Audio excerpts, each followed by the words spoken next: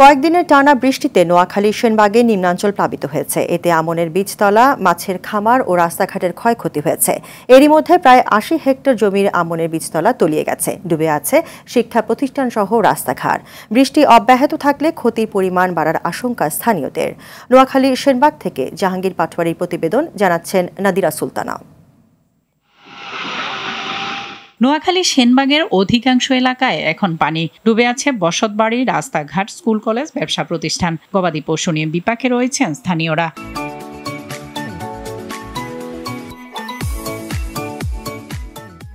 আয় রোজগার কমে যাওয়ায় পরিবার নিয়ে কষ্টে দিন কাটছে শ্রমজীবীদের। ধানের বীজতলা পানিতে ডুবে পচন ধরায় ব্যাহত হচ্ছে আমন চাষ। পানিতে ভেসে গেছে উপজেলার অধিকাংশ মাছের খামার। খালের অনেকগুলো বাঁধের কারণে আমাদের হানিগুলো নামতেছে না এবং কি বীজতলা অনেক নষ্ট হয়ে গেছে। আমাদের বীজতলা যেভাবে পানি ডুবিয়ে তলিয়ে গেছে, আমরা সামনে আমন দান করুম এটা কোনো নিশ্চয়তা নাই। টানা বৃষ্টির কারণে আমাদের জনজীবন বিসর্জন হয়ে গেছে। সরকারের কাছে আমাদের এই আবেদন, আমাদের খাল নালাগিনি পরিষ্কার করি, যেমন পানি নামার ব্যবস্থা করি।